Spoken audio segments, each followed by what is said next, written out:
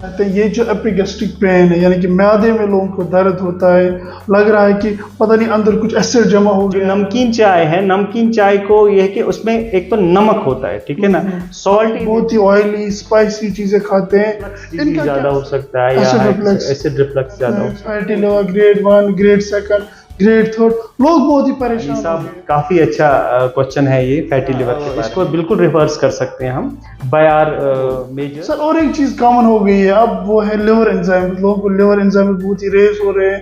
कुछ लोगों को होता है क्या, जब आप एलएफटी करते हो लिवर उसमें कई सारी चीजें लिखी होती है, एब्रीविएशंस लिखी होती है।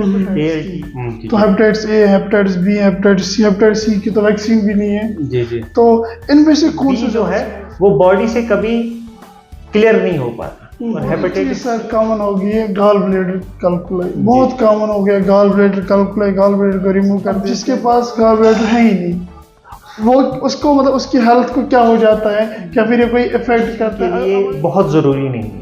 एक healthy digestion it can happen without gall एक तो लोगों को कंफ्यूजन है ये अल्सरेशन होता क्या है, और दूसरा जिन लोगों के अल्सरेशन होता है उनमें क्या चीज होती है जब भी वो स्ट्रेस ऑन द बॉडी, ठीक है ना, जिसकी वजह से अल्सरेशन हो सकता है। और ब्लड आईबीएस का मैं जनरल पॉपुलेशन के लिए ये बता दूं, डॉक्टर साहब के पास जाओ, पहले ऑर्गेनिक चीजों को रूल आउट करो, कोई प्रॉब्लम तो नहीं है। अगर प्रॉब्लम नहीं है, अगर फिर आईबीएस डायग्नोस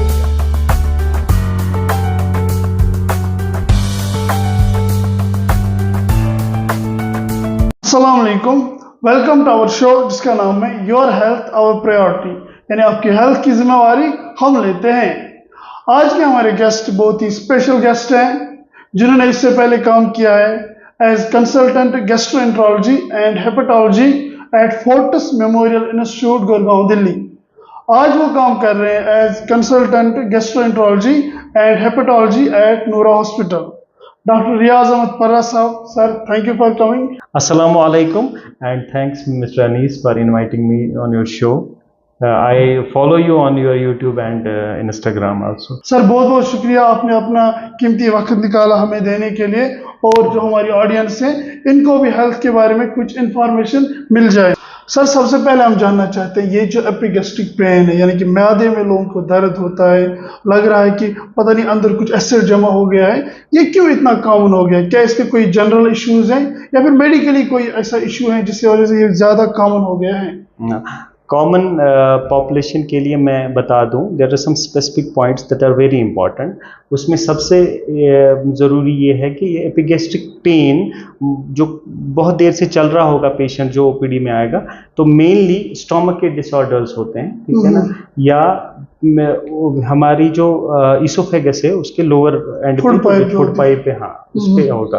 तो स्पेसिफिकली उसका रीज़न एक बैक्टीरिया है एच पाइलोरी के नाम से, वो होता है। देयर आर अदर फैक्टर्स जैसे pain killers, NSAIDs, non steroidal anti inflammatory drugs जो हम जॉइंट पेन्स या किसी और पेन के लिए हम यूज करते हैं, और कई सारी मेडिकेशंस ऐसी होती है जिनसे ये होता है, ठीक है ना।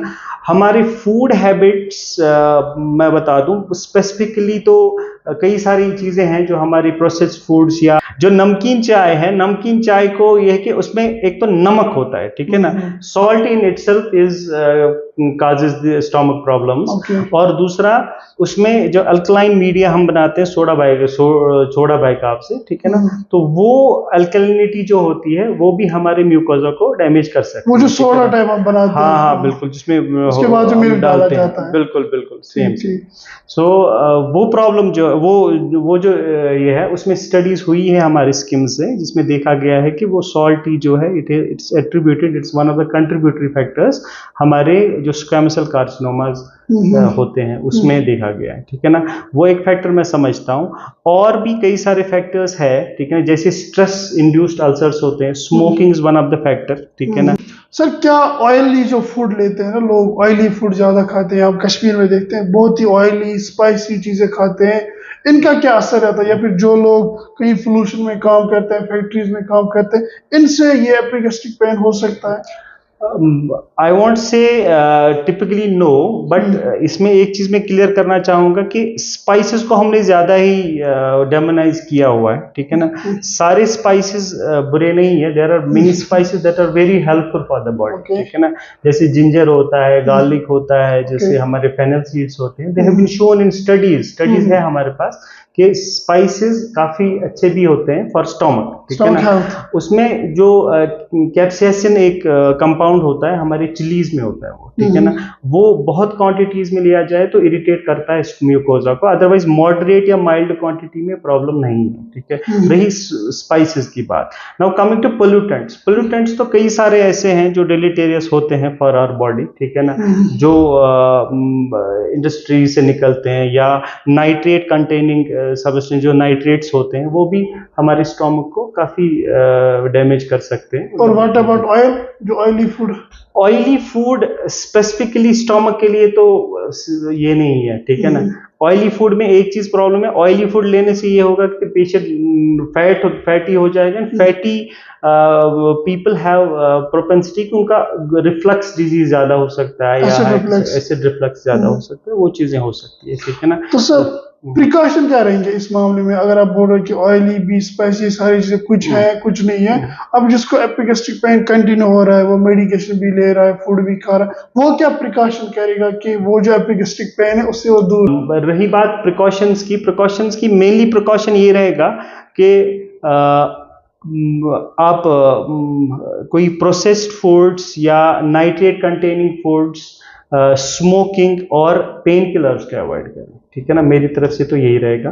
सर दूसरी चीज अब बहुत ही कॉमन हो गई है लोगों में, जो भी अल्ट्रासाउंड करता है, fatty liver grade 1, grade 2, grade 3, लोग बहुत ही परेशान हो गए। कुछ लोगों की ओबेसिटी की वजह से, लेकिन कुछ लोग तो ऐसे जिनका वेट भी कम है फिर भी उनको फैटी लिवर है। क्या रीजन है इसके, और क्या हाँ अनीसा, काफी अच्छा क्वेश्चन है ये फैटी लिवर के बारे में, बिकॉज ये काफी कॉमन प्रॉब्लम है आजकल हमारी ओपीडी प्रैक्टिस में।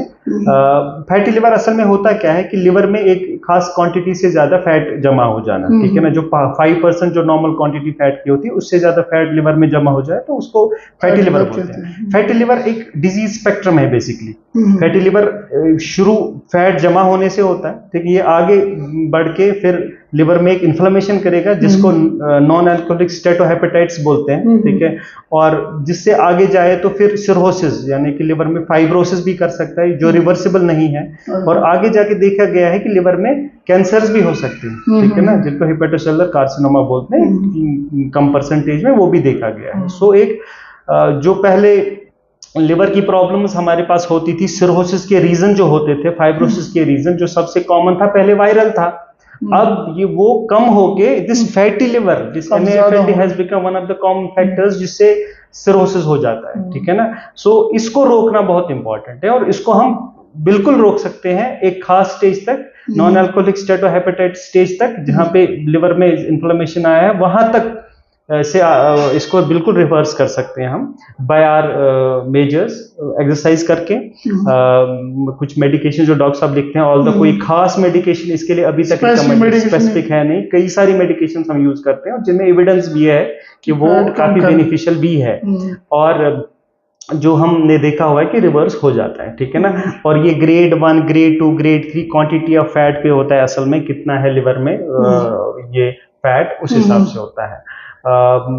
इसमें सबसे इम्पोर्टेंट जो बात है वो ये है कि पेशेंट को एक्सरसाइज और डाइटरी प्रोटोकॉल को प्रेफरेंस देनी है, ठीक है, ना कि मेडिकेशन, ठीक है ना। ये समझने वाली बात है कि पेशेंट समझे कि मेनली उसको अपने से ही, खुद से ही फैटी लिवर ठीक करना है, ठीक है ना।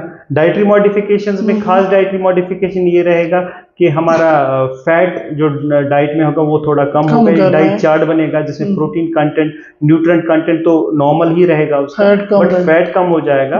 And there will be typical exercise protocol. आजकल one of the commonest exercise protocol जो हम देते हैं पेशेंट्स को, that is 30 minutes of brisk walk, ठीक है। 30 minutes of brisk walk for 5 days in a week, ठीक है। अगर ये डेली करेगा कोई ब्रिस्क वॉक, इतना तेज चलना कि सांस फूले, वो आराम से बात ना कर पाए, उसको ब्रिस्क वॉक बोलते हैं। वो 30 मिनट तक कर लो, and Fat fat will reduce it. Significantly decrease हो जाता है। Instead it has been found over 10 to 20% fat कम हो जाता है in the liver over a period of 3 to 4 to 6 months। Sir आपने एक बात बोली है कि नॉन अल्कोहलिक एंड अल्कोहलिक, मैंने भी इस पे स्टडी की है, वीडियो भी बनाया है इस पे हमने। जी, जी। तो जो अल्कोहलिक है वो मैंने पढ़ा है कि बहुत ही इंजurious है टू हेल्थ।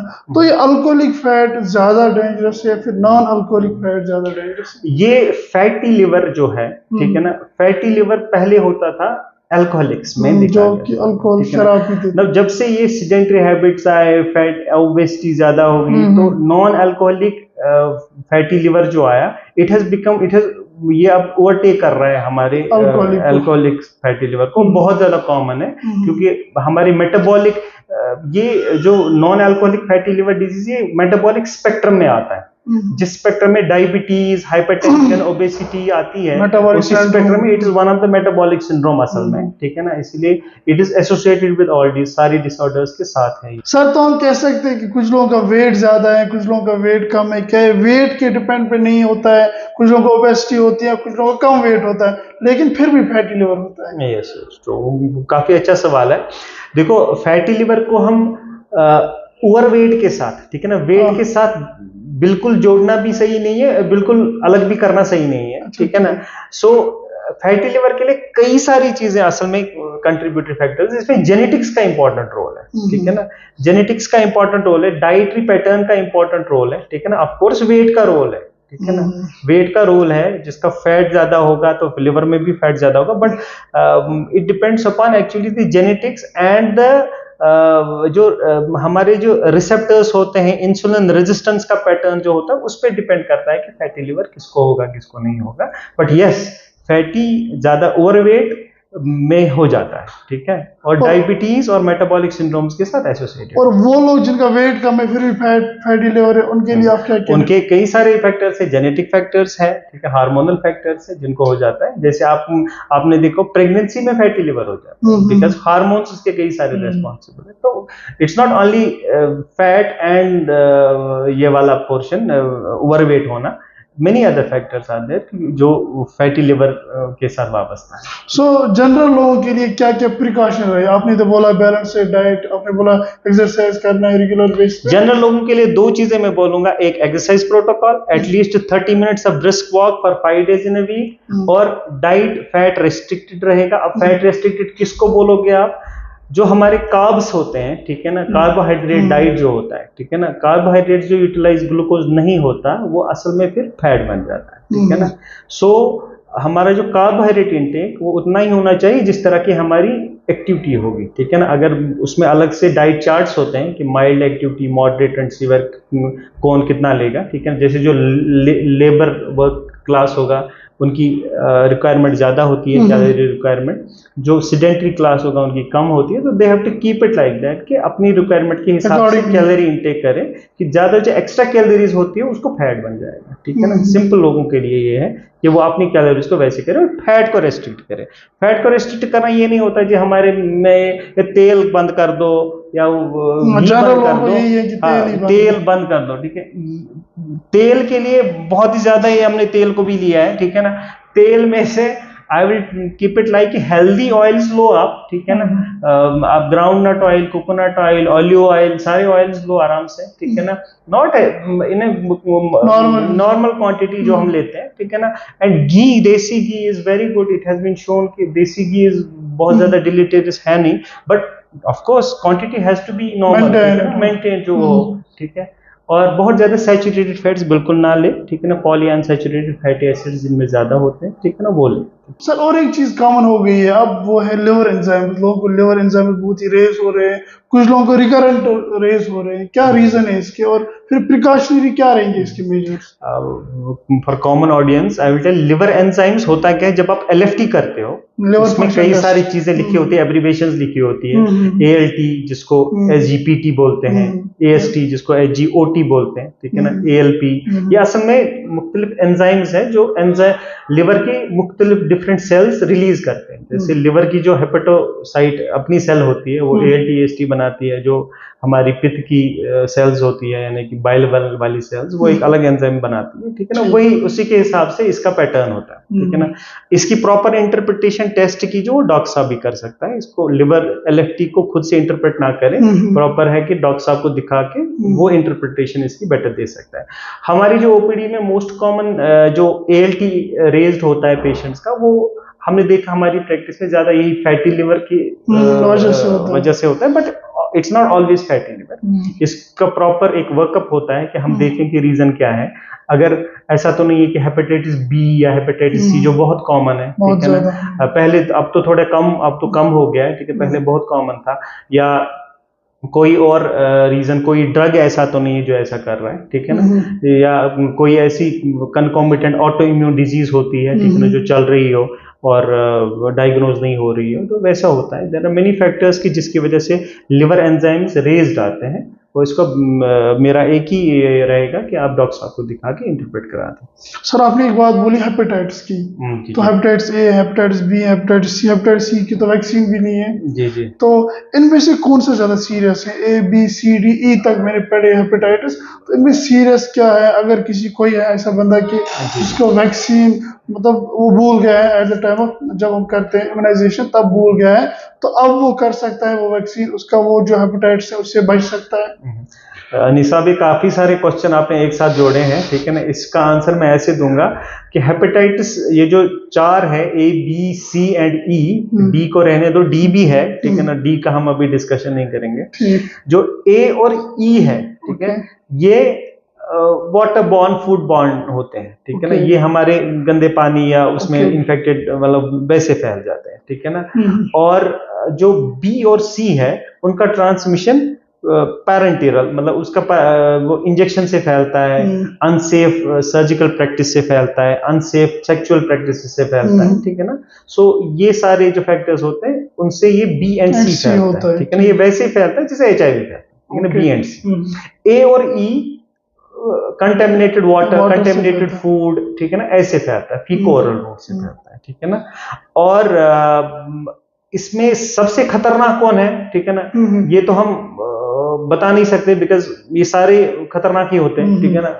बट इसमें यह है कि एक्यूटली प्रेजेंट कौन होता है, कि सडनली पेशेंट को जॉन्डिस हो गया, कुछ दिनों की बीमारी थी, फीवर था, अब लिवर, आजकल मैं देख रहा हूँ, ठीक है ना, काफी सारे पेशेंट्स मेरी OPD में इस हफ्ते आए जो जिनका रिसेंटली फीवर हुआ, उसके बाद जॉन्डिस हो गया।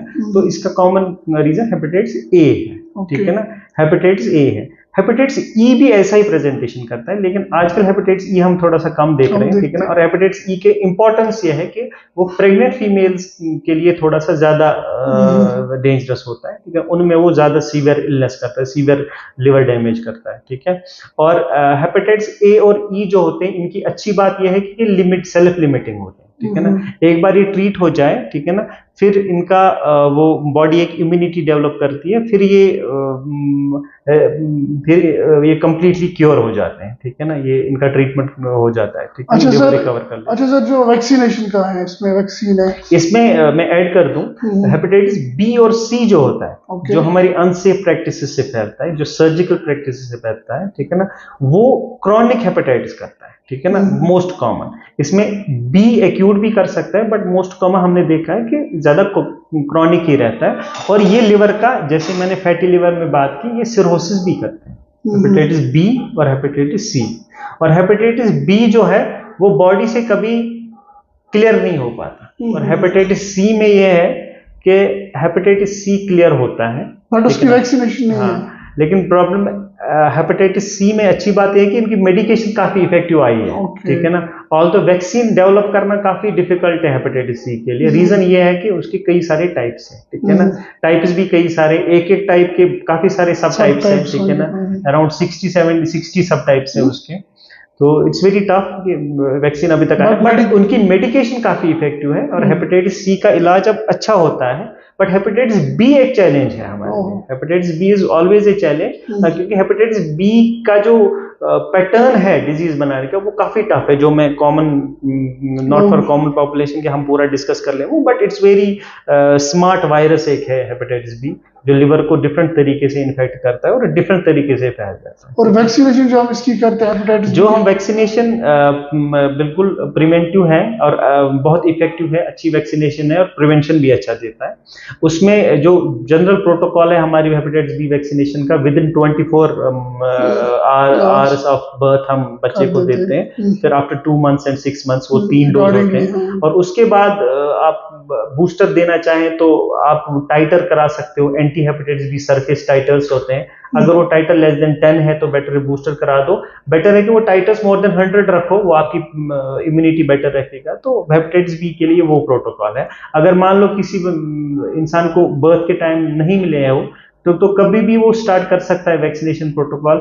0, 2 एंड 6 मंथ्स पे लेना होता है and he can do boosters आपको anti hepatitis B surface antibody titer पे डिसाइड करने पड़ेंगे। अच्छा सर, ये बताओ, जो लोग जिन्होंने किया हेपेटाइटिस ए बी का वैक्सीन किया है उन्होंने at the time of birth, जब आफ्टर 24 आवर्स किया है, क्या उन लोगों को जरूरी करना है जब वो एडल्ट एज में आते हैं, या फिर जिनको मिस हो गया है वो उनको तो करना ही करना है? इसका जैसे मैंने बता दिया कि आपको बूस्टर डिसाइड करने के लिए आपको एंटीबॉडी टाइटर लेना पड़ेगा। अच्छा, या कोई ऐसी कंडीशन इंसान को हो जिसके लिए हमें हेपेटाइटिस बी का प्रिवेंशन करना है। जैसे कोई पेशेंट, अगर किसी को मेलिग्नेंसी ये हुआ डायग्नोज, अब उसको कीमोथेरेपी स्टार्ट करनी है या कोई भी इम्यूनोसप्रेसेंट देना है किसी भी कंडीशन के लिए, तो बेटर है कि आप पहले हेपेटाइटिस बी का वैक्सीन करा दो। अदरवाइज अगर कोई भी लेटेंट वायरस अंदर होता है तो वो रीएक्टिवेट हो सकता है। और एक चीज सर कॉमन हो गई है, गॉल ब्लैडर कैल्कुलाई, बहुत कॉमन हो गया। Gall bladder calculi, gall bladder को रिमूव कर देते हैं, गॉल ब्लैडर, ये पॉलिप्स भी अब बहुत कॉमन हो गया। रीजन क्या है इस चीज का? गॉल ब्लैडर का स्टोन एक कॉमन प्रॉब्लम है, ठीक है ना। जो हमारा गॉल ब्लैडर है उसका बेसिक फंक्शन ये है कि वो हमारे बाइल को कंसंट्रेट करता है, इट कंसंट्रेट्स द बाइल। वो किस काम आता है? For digestion of fatty. जब आप फूड खाते हो तो पोस्ट मील जब हम खाना लेते हैं तो गॉल ब्लैडर कंट्रैक्ट होके पूरा बाइल सिक्रीट करता है। हाँ, उसके बाद वो डाइजेशन अच्छे से हो जाता है, fatty food, fatty digestion better रहता है। अब गॉल ब्लैडर का जो बाइल होता है असल में, ठीक है ना, जो बाइल का बेसिक कंपोजिशन है उसमें एक कंपोनेंट होता है कोलेस्ट्रॉल। कोलेस्ट्रॉल लिवर में बनता है, ठीक है ना। अगर ये कोलेस्ट्रॉल एक क्वांटिटी से ज्यादा बाइल में रहे तो बाइल में प्रेसिपिटेट होके सैंडी पार्टिकल बना के फिर स्टोन बना देता है, ठीक है ना। तो असल में जो हमारे कॉमन स्टोन्स जो हमारे होते हैं अडल्ट्स में, वो कोलेस्ट्रॉल के स्टोन्स, ठीक है ना। कई सारे और रीजन है स्टोन्स के, वो हम डिस्कस कभी और करेंगे, लेकिन अभी यही है कि जो कॉमन है, ठीक है ना, कॉमन है कि कोलेस्ट्रॉल की वजह से ये स्टोन्स हो रहे हैं। और रीजन अगेन ओवरवेट होना, ठीक है ना, फीमेल्स में ज्यादा देखा गया है, ठीक है ना। कई सारी कंडीशंस है जिनमें गॉल ब्लैडर का चलना कम हो जाता है और गॉल ब्लैडर में स्टोन बनना ज्यादा हो जाता है, ठीक है ना। मोस्ट कॉमन रीजन जो हमारे यहाँ है वो ये है फैटी होना, और फीमेल्स में ज्यादा देखा गया है और मिडिल एज में ज्यादा होता है। अच्छा सर, ये जो जीपी रिमूव करते हैं तो बाइल तो स्टोर करता है, फिर ये सेक्रेट कर देता है। अब जिसके पास गॉल ब्लैडर है ही नहीं, वो उसको मतलब उसकी हेल्थ को क्या हो जाता है? क्या फिर ये कोई इफेक्ट करता है? अब अगर किसी ने रिमूव कर भी दिया है उसके बाद प्रिकॉशनरी मेजर्स क्या करेगा? गॉल ब्लैडर का असल में फंक्शन एक हेल्दी डाइजेशन के लिए बहुत जरूरी नहीं है। एक healthy digestion it can happen without gall bladder, but इसमें एक चीज है, gall bladder has got some benefits. उसमें यह है कि गॉल बाइल का कंसंट्रेट करना काम था इसका। अब गॉल ब्लैडर निकल गया, फॉर सम टाइम बॉडी में थोड़ा सा वो फैटी मील्स का डाइजेशन थोड़ा सा डिफिकल्ट हो सकता है। और कई सारे पेशेंट्स को ना पोस्ट कोलिसिस्टेमी सिंड्रोम एक तरह की प्रॉब्लम है, जो पोस्ट सर्जरी, हाँ, कई सारी चीजें होती है उसमें, पेन है, इंडाइजेशन, कई सारी चीजें हो जाती है पेशेंट्स को, जो देखा गया है। और जो सर्जरी फॉलो अप पे होते हैं पेशेंट सर्जन के पास, उनके पास वो कंप्लेंट्स लेके आ जाते हैं, ठीक है ना। ऐसा नहीं है कि प्रॉब्लम्स पेशेंट्स करते हैं कंप्लेंट। मैंने बहुत सारे लोगों को देखा है जिनका गॉल ब्लैडर रिमूव किया गया है, अब वो बोल रहे हैं कि हम जब भी खाते हैं हम डायरिया हो जाते हैं। ये कोई रीजन हो सकता है? ऐसा हो सकता है, बट ये ट्रांजिएंट हो सकता है। मतलब अगर गॉल ब्लैडर ही रिस्पॉन्सिबल है इस चीज के लिए तो may be for some time fatty meal लेगा कोई, उसको इंडाइजेशन फील होगा, ही विल फील कि लूज मोशन हो रहा है थोड़ा सा, लेकिन ये चीज थोड़ी देर के बाद सेटल होनी चाहिए, बिकॉज बॉडी कंपनसेट कर लेती है चीजों के लिए, ठीक है ना, once there is not gall bladder, ठीक है। सो वैसे भी एक कॉमन प्रैक्टिस है सर्जिकल प्रैक्टिस में, ये सर्जन्स हमारे कलीग्स जो है वो थोड़ा सा फैट रेस्ट्रिक्ट कर देते हैं सर्जरी के बाद से। सो ये प्रॉब्लम तो बहुत कॉमन नहीं है, गॉल ब्लैडर के बाद से जो पेन होना, जो गॉल ब्लैडर की वजह से प्रॉब्लम थी, वो कम हो जाती है। सर ये तो हमने बात की कि गॉल ब्लैडर में जो स्टोन होते हैं वो क्या होते हैं, और जो आफ्टर सर्जरी जो हो जाता है वो क्या होता है, और इसके फंक्शंस क्या होते हैं गॉल ब्लैडर के। लेकिन जिन लोगों को गॉल ब्लैडर में कैलकुलस अभी नहीं हुआ है, उन लोगों के लिए प्रिकॉशंस क्या रहेंगे? वेरी गुड, उनके लिए प्रिकॉशंस वही रहेगी, ठीक है। एक अपने वेट को कंट्रोल करें, अपने डाइट में फैट थोड़ा सा ये करें ताकि वेट ज्यादा ना हो। अदरवाइज एक चीज मैं बता दूं, कोलेस्ट्रॉल ऐसी चीज नहीं है जो हम लेते हैं, ठीक है ना। कोलेस्ट्रॉल एक प्रोडक्ट है जो हमारी लिवर में सिंथेसाइज होता है, जो हमारी लिवर में बनता है, ठीक है ना। और कोलेस्ट्रॉल का जो बनना है वो बहुत जरूरी है, ठीक है ना। कोलेस्ट्रॉल की वजह से हमारी सेल का मेम्ब्रेन बनता है, कोलेस्ट्रॉल की वजह से हमारे हार्मोन्स बनते हैं, कोलेस्ट्रॉल की वजह से हमारा विटामिन डी बनता है। कोलेस्ट्रॉल बहुत इंपॉर्टेंट है, कोलेस्ट्रॉल की वजह से बाइल बनता है, बाइल का कंपोनेंट होता है। अगर वो उसमें ज्यादा बने, ठीक है ना, तो वो देखा गया है कि उससे स्टोन्स बनते हैं, ठीक है ना। सो इसमें एक पॉइंट में ऐड करूं, हमारा जियोग्राफिक रीजन जो है, लोकेशन, नॉर्थ इंडिया में भी देखा गया है कि गैंगेटिक बेल्ट एक है, ठीक है, जहां से गंगा बहती है, ठीक है।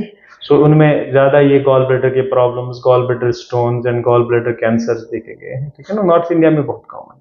सर और एक चीज कॉमन हो गई है, अल्सरेशन। एक तो लोगों को कंफ्यूजन है ये अल्सरेशन होता क्या है, और दूसरा जिन लोगों के अल्सरेशन होता है उनमें क्या चीज होती है, जब भी वो वॉशरूम जाते हैं ब्लड स्टूल यानी कि स्टूल के साथ खून आ जाता है, और फिर वही लोग कंप्लेन करते हैं अब तो हमारा एचबी भी कम हो गया है। क्या ये सारी चीजें मिलके ये रीजन हो सकती है, ओनली अल्सर की वजह से सारी चीजें होती हैं, या फिर कोई और रीजन भी हो सकता है? बिल्कुल, अल्सर असल में होता है क्या है, जो हमारी अंदरूनी लाइनिंग होती है स्टोमक की, या किसी भी जीआई ट्रैक्ट में कहीं पे भी, अगर उस लाइनिंग में, म्यूकस अंदर उस लाइनिंग में, उसका लाइनिंग में कहीं पे भी ब्रेक आ जाए, ठीक है ना, और घाव बने, ठीक है ना, उसको अल्सर बोलते हैं, ठीक है ना। वो नीचे अगर उसके कहीं ब्लड वेसल होगी तो ब्लड वेसल वो ब्लीड कर सकते हैं, ठीक है ना। जैसे कॉमन हमने देखे स्टोमक में अल्सर्स होते हैं, हमारी ड्यूडेनम में काफी अल्सर्स हमने देखे हुए हैं जो ब्लीड करते हैं, ठीक है ना। लार्ज बाउल यानी कि बड़ी आंत में, लार्ज इंटेस्टाइन में कई सारी प्रॉब्लम्स ऐसी हैं जो जिनसे अल्सर्स होते हैं और अल्सर ब्लीड करते हैं, ठीक है। अब अल्सर के कारण ब्लीड हो जाना, ठीक है ना, ये हर बार इमरजेंसी होती है, ठीक है ना, और इससे हीमोग्लोबिन कम होता है, ठीक है। कभी कभार ऐसा होता है कि अल्सर होता है अंदर, पेशेंट ब्लीड भी करता है, ब्लीड स्लोली करता है, उसको पता भी नहीं लगता, वो ब्लैक स्टूल्स पास कर रहा होता है, नोटिस भी नहीं करते, और सडनली उनको लो हीमोग्लोबिन करके हमारे पास प्रेजेंट होते हैं, जिसको एनीमिया बोलते हैं, ठीक है ना। हाँ, इसकी वजह से बिल्कुल एनीमिया हो सकता है, और इसको ट्रीट करना इंपॉर्टेंट है, रीजन देखना इंपॉर्टेंट है। अगर हमारे अल्सर्स स्टोमक में हो, जिसके कई सारे रीजन, जैसे एच पाइलोरी अल्सर कर सकता है, हेलिकोबैक्टर पाइलोरी जो मैंने बता दिया, जो पेन किलर्स होते हैं वो अल्सर कर सकते हैं। आईसीयू पेशेंट्स या क्रिटिकली इल पेशेंट्स जो होते हैं उनमें स्ट्रेस अल्सर हो जाता है, उनसे होता है। ड्यूडेनम में भी सेम एच पाइलोरी या जो एसिडिटी के कारण अल्सर्स हो जाते हैं। स्मॉल इंटेस्टाइन में पेन किलर से अल्सर होते हैं, इन्फेक्शन से अल्सर्स होते हैं, कई सारी ऐसी प्रॉब्लम्स हैं जिनको इन्फ्लेमेटरी बाउल डिजीज बोलते हैं, जैसे छोटी आंत में, स्मॉल इंटेस्टाइन में अल्सर होते हैं, बड़ी आंत में अल्सर्स होते हैं। So ulcer can be the reason of the ulcer definitely can be a reason, बिल्कुल रीजन हो सकता है ब्लीडिंग का, और एनीमिया का भी। और एनीमिया की प्रेजेंटेशन जो होती है वो थकावट होना, बिल्कुल थक जाना जल्दी, ठीक है, और आप टेस्ट करोगे आपका हीमोग्लोबिन बहुत कम होगा, या आप स्टूल में देखोगे स्टूल का कलर ब्लैक होता है उनका, ठीक है।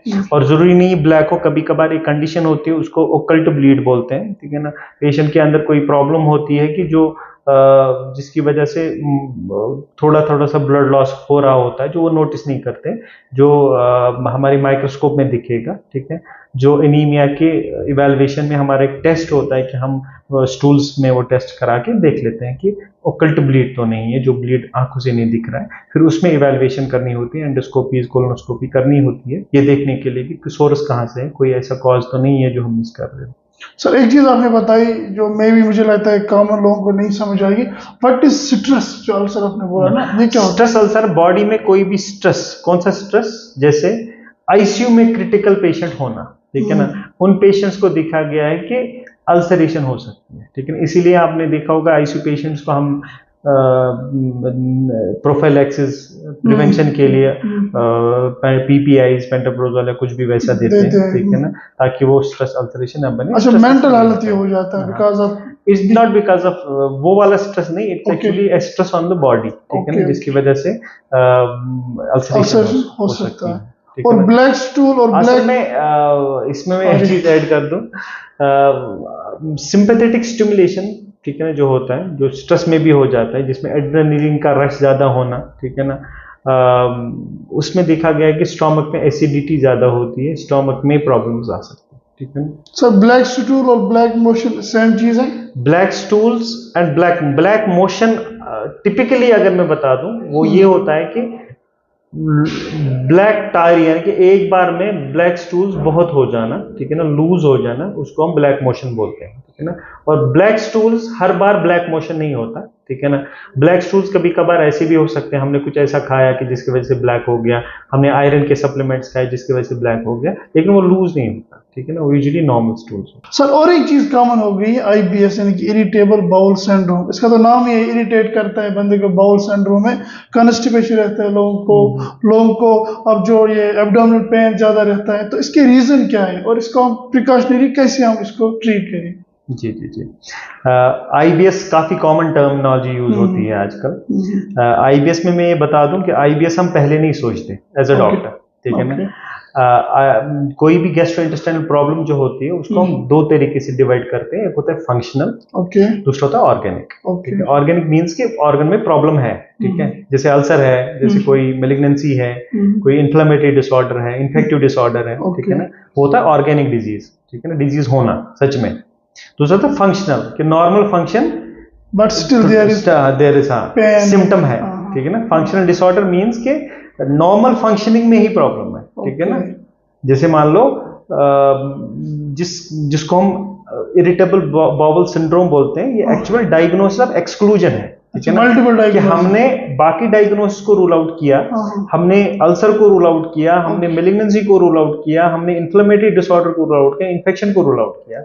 हम अब लास्ट में मानते हैं कि ये एक क्राइटेरिया है, रोम क्राइटेरिया, अब ये पेशेंट इसमें फिट हो रहा है, ठीक है ना, और इसको हम आईबीएस बोलते हैं। मतलब सारी चीजें हमने देख ली, कुछ नहीं निकला, कुछ नहीं है, लेकिन सिम्टम है, ठीक है ना। हाँ, तो ये सिम्टम होता है, पेशेंट झूठ नहीं बोलता, ठीक है ना, सिम्टम होता है, ठीक है ना।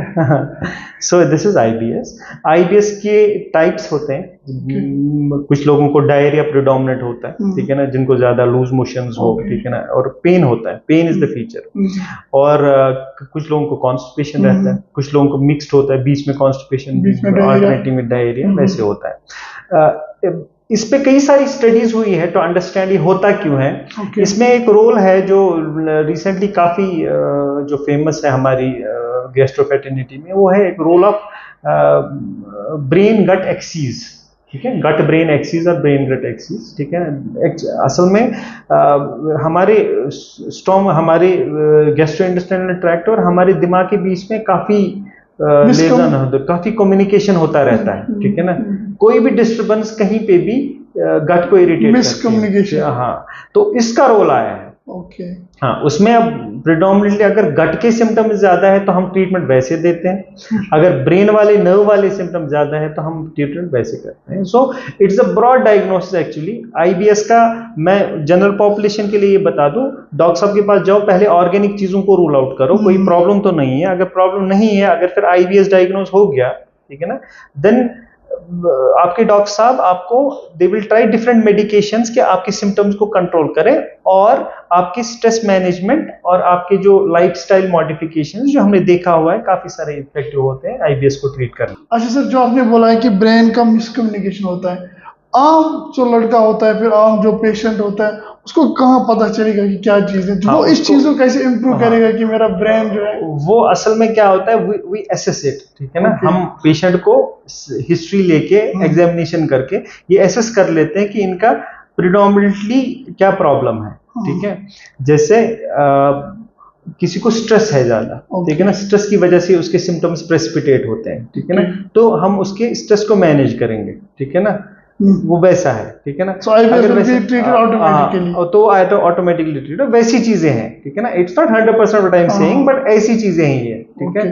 सो सर प्रिकॉशन क्या रहेंगे इसमें, अगर जनरल प्रिकॉशन रहेंगे, मेडिकेशन तो ले रहा है तो? जी आईबीएस में मैं ये कहूंगा कि बहुत ज्यादा स्ट्रेस फील ना करें, ठीक है ना, अपने प्रोफेशन में enjoy your what ever life वो कर लो, हाँ यू आर डूइंग, वो आप एंजॉय करो, एक नॉर्मल फीडिंग पैटर्न रखो अपना, स्ट्रेस मत लो, स्ट्रेस नहीं लेना है, ठीक है ना, और बाकी डॉक्टर साहब से कंसल्टेशन लेते रहो, ठीक है ना, and there will be some mix and match of drugs and medications and some psychotherapy and counselling and all, जिसमें देखा गया, और आजकल रोल आया है सम बिहेवियरल थेरेपीज का, जो हमने देखा हो, जो आईबीएस में काफी इफेक्टिव होता है। But IBS is one thing, IBS serious problem नहीं होता, आईबीएस एक बॉदरसम प्रॉब्लम होता है, ये पेशेंट को बहुत तंग करता है, ठीक है ना, इरिटेट करता है। आई होप कि हमने सारे क्वेश्चंस जो गैस्ट्रोइंटेस्टाइनल एरिया में आते हैं वो हमने सारे कवर किए हैं। अगर आप लोगों को लगता है कि हमने कोई ऐसा क्वेश्चन मिस किया है, आप कमेंट सेक्शन में मेंशन कर सकते हो,